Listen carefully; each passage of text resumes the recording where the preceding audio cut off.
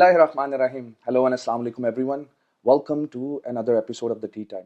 And we are continuing the series we talked about where we are talking about cricket with cricket administrators.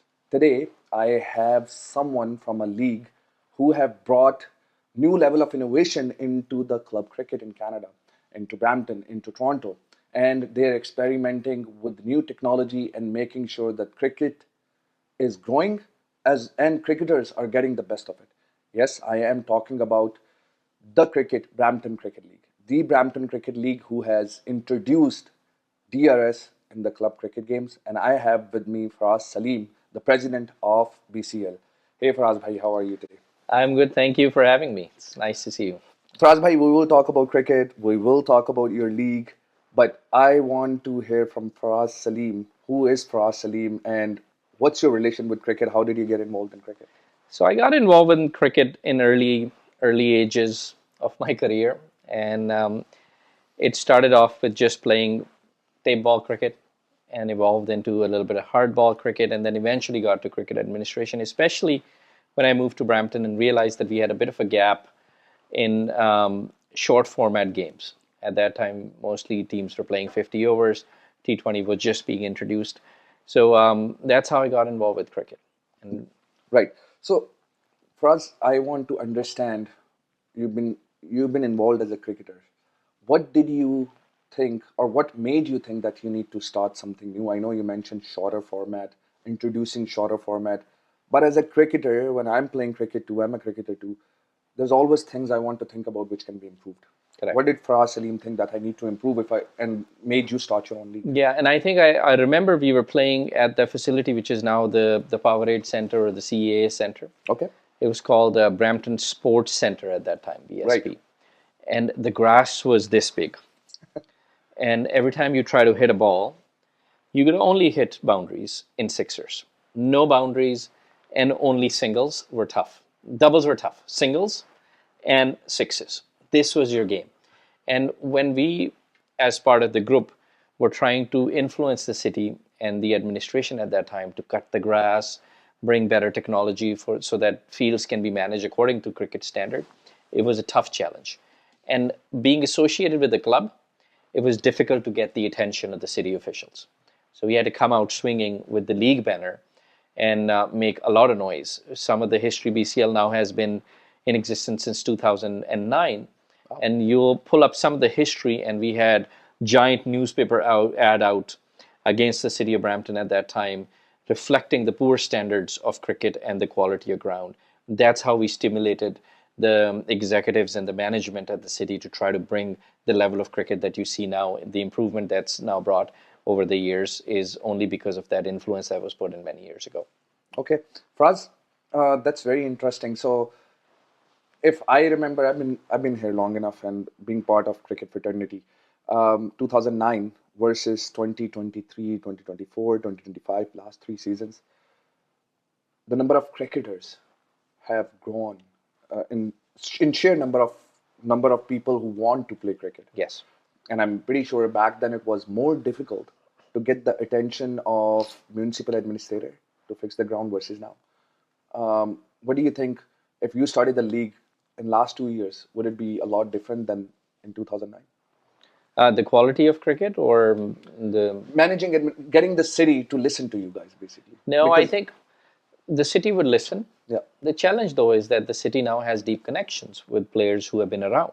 Okay. So BCL since 2009. So when city opens a new field, or city has a request for lights on a field, or when they're doing improvements on a cricket pitch, they're asking us to come in and consult with them. And on the flip side, we're actually the ones who go in and say, this is what we need. Okay. And there's a plan put in. I'll give you an example. We have a field called Terramado Field, which is the great Gulf cricket field on Chinguacousy and Queen. The field, I think last year, end of September, I raised a concern that the run-up, so the wicket itself is pretty good, but the run-up has deteriorated. Okay. So when the bowler's running in, he's running on a patch where it's bumpy, and then he gets on the wicket, and then he does his delivery strike.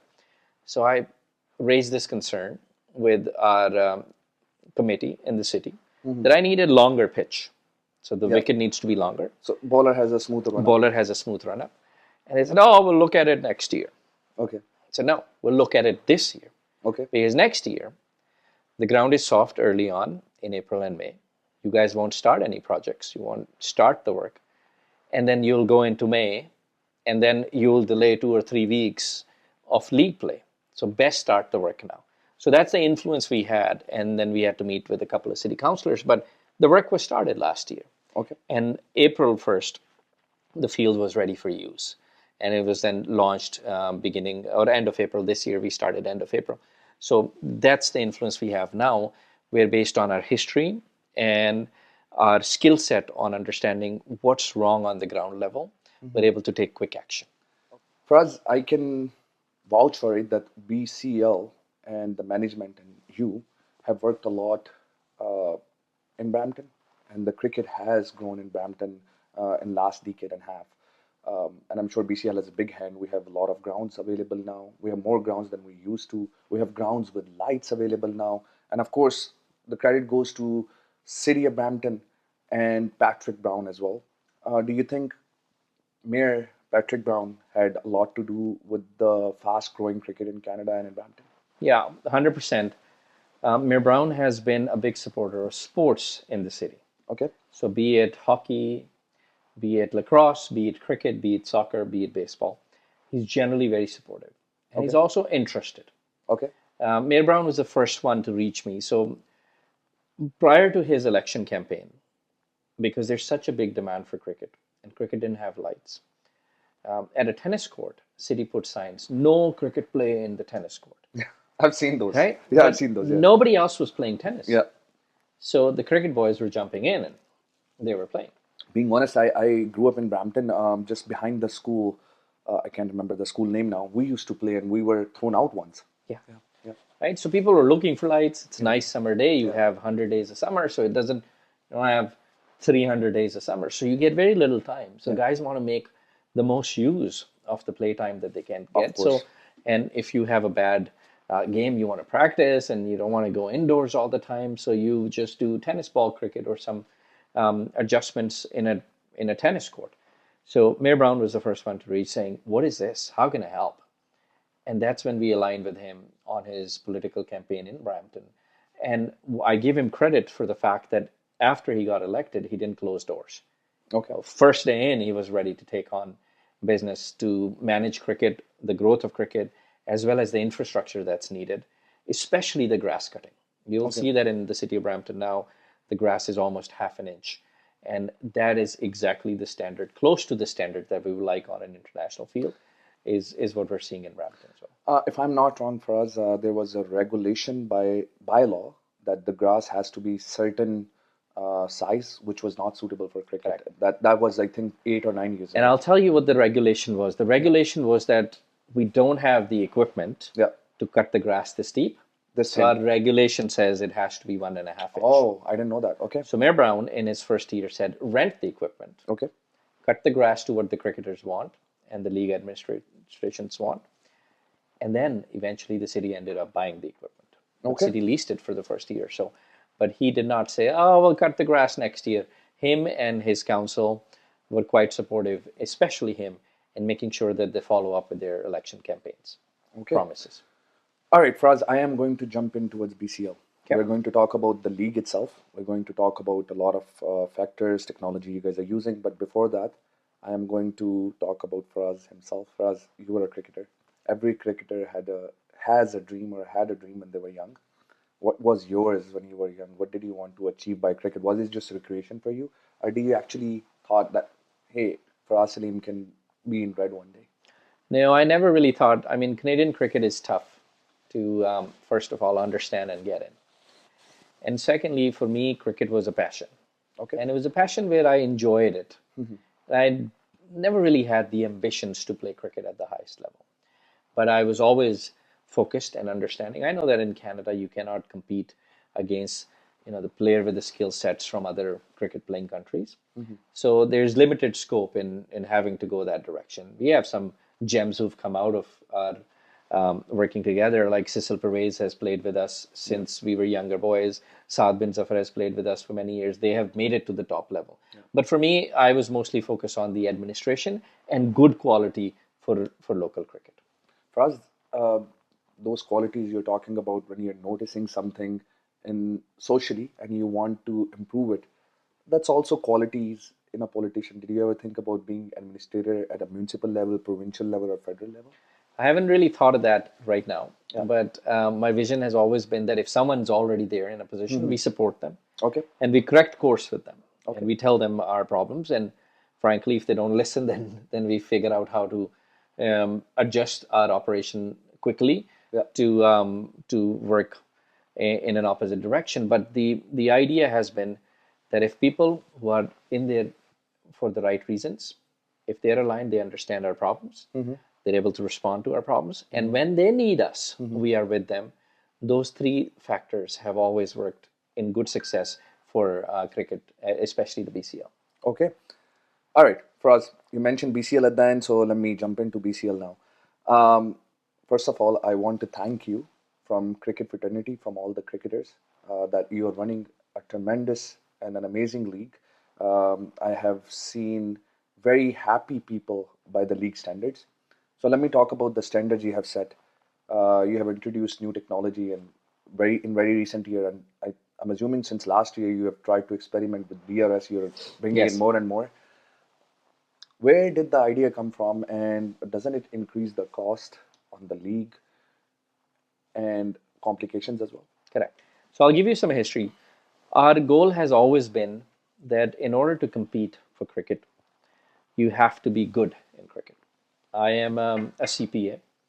I work in a corporate agency, a fairly large corporation. And the professionalism that exists in our corporation is what we bring in cricket administration as well.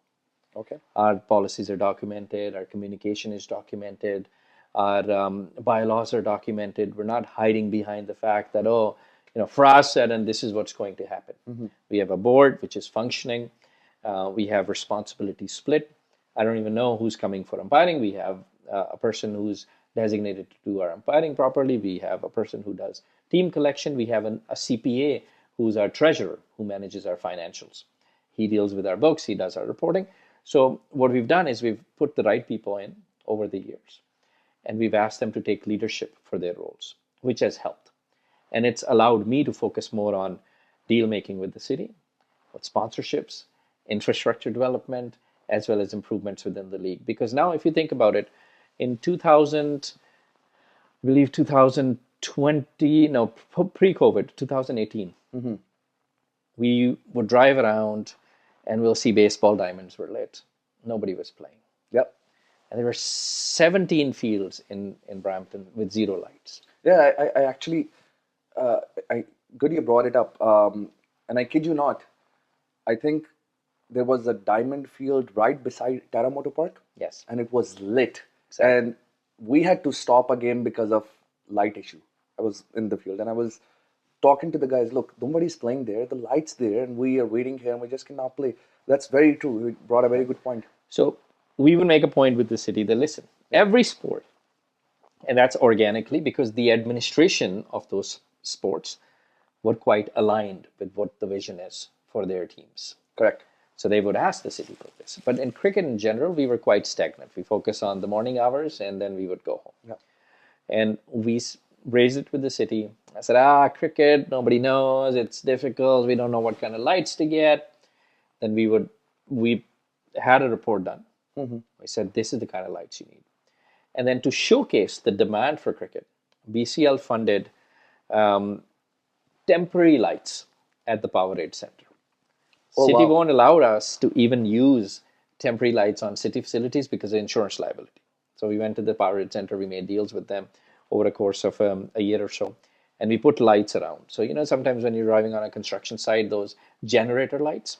So imagine this is a cricket field, and then you have 1, 2, 3, 4, 5, 6 portable lights, and we would go there at about 6 o'clock, we'd crank them up, we raise the diesel up, and the lights are it's making noise, but the lights were lit. And we did, I believe Canada Day long weekend. We did the Canada long weekend festival under the lights. And I Okay. tell you, we had people coming. So we took a few teams, played them. We went Facebook Live. We went live on our channels. We made noise, and then we invited the city officials to come see. Say, listen, this is what cricket is doing now. Okay. And a few of them who are no longer part of the administration said, we get it. Cricket should not be played like this. Let's work together on bringing lights in the budget moving forward. Get us a feasibility report, get us what you need, and we'll work on that. But that process took 2 years. Then we did a temporary pilot project to show the demand. And I tell you that our commitment was at 11 o'clock, we would stop playing. So from 6 to 11. And at 11 p.m., 2 trucks came from Niagara Falls. And the guy said, we will give you $1,000. Let us play only 5 overs. Okay. We Wow. just want to experience. I've been in this country forever. I have never had a chance to play under the lights. Just let us play for a few minutes. Just want to get that feeling. And that was also documented. So when we presented our fact-finding mission to the powers that be in the city at that time, said, we need lights. We need to make them functional. We need to make them work properly across all of our facilities, and the demand will be high. So from that time to now, our new arrangement is that any new fields in the city of Brampton must come with lights. Oh, wow. That's amazing. So any new facilities that are made. Secondly, all good facilities will now get lights as an upgrade. Third option is BCL is the only league, and cricket is the only sport in the city of Brampton that gets an exception to play till 1 a.m. because our demand is so huge. So on a Friday night and a Saturday night, we play till 1 a.m., whereas every other sport stops at 11 p.m. Wow. So we had to take that journey. We're not at a point where, the food is cooked and other done. people have now come to Brampton to say, oh, I am the king of Brampton. But there was a journey of having get to there. establish this over the years. No, without a doubt, you have done a lot of work. I mean, getting with the new idea, innovative ideas, and bringing it to the city and then implementing it is one of a challenge. It has been a challenge. Now we see a lot of cricket grounds. To name few, Andrew McCandless, Terramoto, Return of Fenton. Lights are coming in all over the places, and playing cricket here for 20 plus years.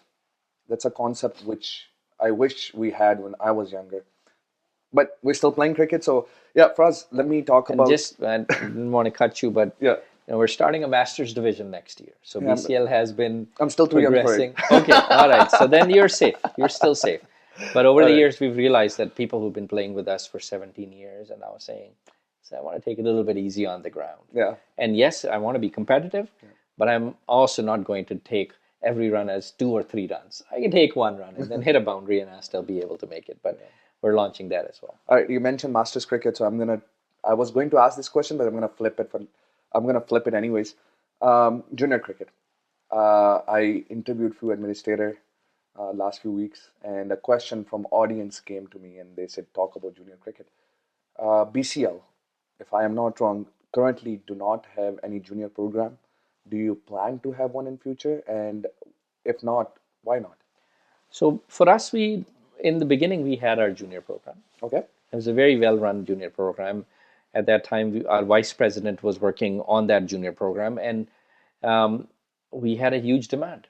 We were working with parents, and we were working with some of the schools, not the school board, but some of the schools in general would ask us for, hey, can you give us grounds? We'll send players, we send coaches there. And even up to last year, we were going into schools to do workshops for coaches and students who are interested in cricket. The challenge with us is that because we're so limited with time and the management that we have right now within the operation, we have upwards of 60 plus teams, we have 100 teams on standby list. There's a lot of activity, and then we're launching technology, and we're dealing with sponsors, and we're dealing with infrastructure improvement. Right now, we are limited in our resources to focus on the junior program. Is it, when you say resources, is it the grounds? No, it's the executive or the management. Why I asked this question, Faraz, I want to clarify because the complaint I heard from the viewer said that juniors have cricket going on, but they're not getting the best of grounds. They're getting grounds, but they should be getting the good grounds because they are the future of the Canadian cricket. That being said, I won't linger on this topic for long. But I want to give you some context as well. Yeah. So what happens with how the infrastructure and the inventory is split Yeah. is you have senior cricket, Yeah. which is supposed to be played on, let's say, A grounds. Okay. And then you have junior cricket, which is played on B grounds. Okay. And then you have emerging formats. So you have now tape ball and other formats that are coming up, which is played on different grounds, C grounds. Yeah. So it's not level A, B, C. I'm just giving an Yeah, example. yeah. It could be Categorizing 1, 2, 3. Yeah. So what happens with youth, where sometimes it's demand, is the academies that are running the youth program. Right. They will take the ground and allocate themselves for the whole season. And any new person coming in always will have a challenge and limited access. And also the junior grounds are cheaper to rent. So if the academy model, I don't think any academy in Brampton is a not-for-profit academy. The model is for profit. So they would not want to get the expensive grounds that are $50 an hour to host junior cricket. So Andrew McCandless or Terrameto is quite expensive to host. So academies then go into the smaller infrastructure grounds. So it's not the city that has blocked it. It's basically the academy administration that picks the fields. All right. So I didn't have that question in my queue, but I'm going to throw at it now. So why not league like BCL starts a junior program under 19 division? And with that, take the second part of the question. How many divisions does BCL have? Because let's talk about that too. Okay. So as I said, we started the program, and then eventually we realized our resources were limited. Okay. We have to be very careful when working with youth, especially for me. I want to have that vision that when you're working with youth, you have to be polished. You're making someone's life. And you cannot Very good point. just be on the ground and have parents supervise their cricket play. And you have a random coach who's trying to help them. Right. Parents have limited access and they feel frustrated. So in our case, if you need to run something, it needs to be well managed and well put together. But we are limited in our resources in the youth program. Secondly, also, we are also limited by the fact that we're not registered as part of Ontario Cricket. That's a question I have in my queue. We'll talk about in more detail, but let's go on. So I want to make sure that if we start a youth program, we have an upwards trajectory for that youngster. We're mostly focused on adult cricket and recreational cricket versus the youth program. All right. For us, I can continue to have this conversation with you because I'm loving this conversation. And it's very educational for me as someone who plays in BCL. But we have limited of time. We have shortage of time. So I'm going to jump into other questions as well. So senior divisions, how many divisions do we have? So right now we have 35 overs. 35 So overs. we have two formats. We play 35 and T20. Yeah. So for us, we have 2 divisions of 35 and 6 divisions of T20. Right. And how many teams or clubs would you have? We have upwards of 64 clubs. Right. For us, I have interviewed a few other administrators, as I mentioned.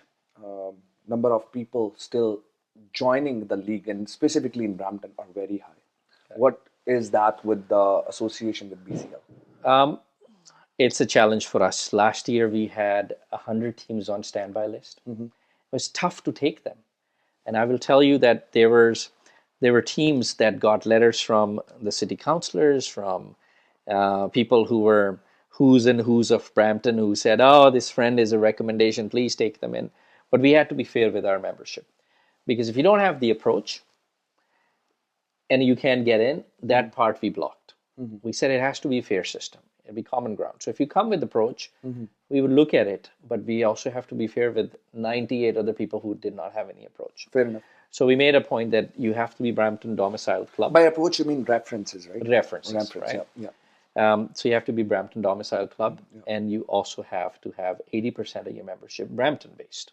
Okay, so you're saying that if I live in, hypothetically, if I am outside of Brampton or not even in Peel, Brampton, which means Halton or Kitchener and Waterloo, the chances of me getting into BCL will be lower. If your membership is less than 80% Brampton, it'll be lower. Okay. However, we've seen that teams get in, and then membership changes. That's okay. It happens. People move. But we try to ask them to maintain that membership standard, or players who are no longer Brampton residents to make them inactive so it doesn't affect their status. All right, Faraz, to the most controversial question I have for you today, and that you have slightly mentioned why is BCL not sanctioned by Ontario and Cricket Canada? And why have you opted out of this option? It's not like they didn't sanction you. It's just because you never interested to be sanctioned by the official cricketing bodies. Yeah, it's a question that we've been asked sometimes. We now have almost 1,800, 2,000 players in the setup, and not a lot of them have asked this anymore. But in the beginning, people used to ask, why are you no longer part? So I'll give you history. In 2009, 10, 11, we were part of Ontario Cricket Association. And it was a challenge. And for me, I will say this very openly so your viewers also know that cricket administration is a challenge in general. It's not very polished and sometimes also challenging to manage because you're dealing with a group of guys who just want to have fun, right? So people are doing silly things on the ground. So sometimes you have to be strict and so forth. But administration needs to have a very balanced approach. And what I noticed when BCL was put together, we were basically being used to get direction at Ontario Cricket. Well, sorry, especially, can you elaborate? Yes, I will tell you. Yeah. Hello, Faraz. Tomorrow in this vote, you have to go this direction. Yeah. But realistically, it's not good for cricket. So basically, even for, of course, leagues have voting rights, so you've been asked to just follow the direction blindly? Correct. Oh, but okay. It was a challenge for us because, as I told you, our vision was to be very premier, also very professional in our management. So you want to be, if I'm not wrong, let me put it in my words or layman language, you wanted to be ethically correct and you wanted to focus on cricket, not politics. Correct. Okay. And we saw that Okay. in Ontario Cricket, and we said, we don't want to be part of this. We'll excuse ourselves. We'll sit out, and we will do such a good job that nobody can challenge our existence at the city level or at a player level. You have the Canadian ex-captain playing in the BCL. Yeah. You have youngsters who are now part of Cricket Canada who are still playing for the BCL. Your top guy in the current roster of players is now playing in the BCL. So, yes, they are, without a doubt. Yeah. So I don't see that it was a big hindrance because there's enough leagues around the region that still cater to the player need for acceleration towards wherever they would like to go in Ontario and national. For us, it's not a counter argument, but I'm going to throw at you as a question, and then you can give your opinion on it. As a cricketer, when I see other leagues in GTA playing tournaments like Central T20, not having, and somebody who's performing in BCL really well in comparison to other leagues, not being able to given a chance in Central T20 because BCL doesn't have a team. As you mentioned, for junior, you want to have a way out. Maybe adults wants to have a way out too. Yeah, and 100%. We've talked about this in our board meetings. Yeah. We've had a discussion around what's, 2009, 2010 was a long time ago. Maybe things have changed now, which I highly doubt still. But maybe we should be now part of the administration at a provincial level. So now maybe things have changed, and there's a possibility for us to look at re-entering the association. But for the time being, because our focus, as I told you, we're the first league with online scoring. We're the first league with cameras. We're the only league in North America with DRS. We're the first league with a major sponsor that has actually made a meaningful impact for cricketers in general. We're registered not-for-profit. We've got Ontario funding. We've got federal funding. So there's no other restrictions for us besides a Central T20 or access to other resources. But I feel that they're quite limited on the other side. But we're still open for discussion. All right, Faraz, I am going to jump into questions which are more closer to the league. And then I'm going to go towards the rapid fire. And at the end, we will take a message from you towards the viewer. But let me ask you this question. You mentioned BCL started in 2009. Yeah. A lot of people must have contributed towards it, board members. You want to take some names, you want to tell us how they contributed. But before that, this is a question I'm asking all the administrators. When you're running a non-profitable organization, we talk about board making money. So all the positions in the board, all the volunteers or some of them are being paid? 100% all of our board members are volunteers. Okay. So, but we do pay for their expenses when there's an expense that takes place. We also don't pay for their travel. So they travel to the ground themselves. We don't reimburse them anything. But there's naturally meal expenses. You get together, you have a board meeting or an umpires meeting. So we order food. Those expenses we cover for, but the board members don't get a salary from the league. The board members, what I've realized over the years, that we've had a change in our board, and this current board that I have is probably the most polished over the last few years, that have learned the ropes, and they have figured out how to manage their time and the league time and do justice to both. Faraz, I like to appreciate people. I would love to have you take some of the names of your board members so we can recognize them. Yeah, we in the current board right now we have Arvinder Bhatti, who's a CPA. He manages our financials. We have Victor Sebastian, who is part of our umpiring squad. He's a certified umpire. He knows the rules. He helps us put Always smiling on the field. always smiling, always nice and pleasant. Yeah. And then we have Chaitanya Sani, who manages our scheduling, makes sure that there's no conflicts, and teams, when they go to ground, the ground is available to them. In our history, I think over the last 8 years, we've never had a team go to the ground and then say, oh, this wasn't our allocated spot. So Chaitanya does a lot of that due diligence to make sure that the teams have the spot. We have the spot booked for them, and they're going on the ground. Right umpires are at the ground, right location. Right umpires. Victor does the umpiring schedule, so he makes sure that the right umpires go on the ground. But Chaitanya makes sure that if your team is playing, you are allocated the right ground versus the contract that we would have with the city. And then Vasant Solanki is sort of our secretary. He manages our corporate documents, minutes, as well as communication with the teams. And his job is to make sure that the teams stay in check.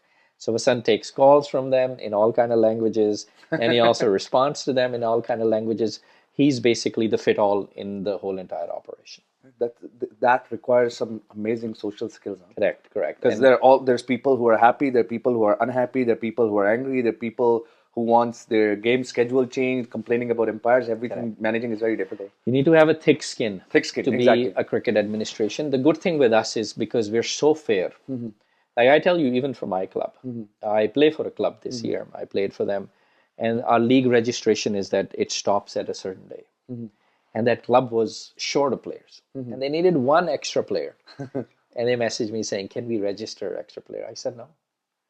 So the guy who was the captain, 3 weeks after, said, "I am so appreciative that the league management is the same with their club versus what they are with every other club. Otherwise, we could have registered. Nobody would have cared. Nobody would even notice." Right. Faraz, as I said, I want to talk more. I have a few more questions. I'm going to try to be a little quick because we have only a few minutes left. BCL, a league like BCL, a successful league like BCL, also have financial needs. So I think we should appreciate people who come up with the funds. Any specific sponsors come across to your mind which have helped you guys a lot, which have helped the cricket in Brampton a lot? Yeah, there's tons of people who have touched us over the years in sponsorship. We've had agents, real estate agents, we have mortgage agents, we had schools and academies, we now have, you see my branding has some sponsors as well. I see Habib Bank. Habib Bank is now our major sponsor who basically initiated conversation around the DRS. So when we got the DRS is expensive. And I tell you, 3 other leagues tried in Ontario reached out to our DRS provider and said, "Oh, it's too expensive, we can't do it." Wow. And this year, in 2025, BCL doubled the DRS spots versus what we had last year. So we launched it last year, we now have doubled it. And in all of our playoff games, we'll have 2 umpires, scorer, and DRS games for all of the playoffs, including semi-final and finals. Faraz bhai, I love the DRS system, but I was on the negative side of it. I got a decision against me because of DRS, but we love it. We love it. And again, I want to thank you and your board members for all the hard work you guys are doing. I hope you guys keep growing. With that, I'm going to jump into rapid fire. I'm going to try to ask you questions where I get you a little bit stuck, but they have to be rapidly answered. You can't take more than a second to think about them, right? All right. So a couple of them will be with options. Some of them won't. So let's begin, right? The first question is going to start from cricket itself. If I'm not wrong, you were born in Pakistan. Wasim Akram or Waqar Yunus, Faraz can pick only one of them for his team. Wasim Akram. Wasim Akram. He has the same date of birth as me. We've also spent time here. I spent a couple of days with him personally. That's a biased answer. Right? It is, but you know how. And I know this is rapid fire, but I'll give you a quick example. BCL had RBC sponsored event many years ago. I was there. Wasim Akram came in, and this is our first time seeing him in person here in Canada. Yeah. And he literally took 2 steps to throw the ball. Yeah. And the keeper was at 30 yard. Yeah. I was there. I was playing that game. So you remember it was Yeah. at Dixie and Sandalwood. Dixie and Sandalwood. And Mayor at that time offered Wasim Akram the citizenship on the spot because the way his aura was and people was around him. Yeah, he came out of the car and he was a big deal. Yeah, it was a big deal. Yeah. All right. Let's move on. Amir Suhail or Saeed Anwar? Saeed Anwar. Inzamamul Haq or Misbahul Haq? Inzamamul Haq. Muhammad Asif or Shoaib Akhtar? Shoaib Akhtar. All right. Okay, so let's get into a little out of Pakistan questions. 2 teams are playing in World Cup finals. Faraz would be supporting Sri Lanka or Bangladesh? Sri Lanka. Because I asked this because Asia Cup is coming.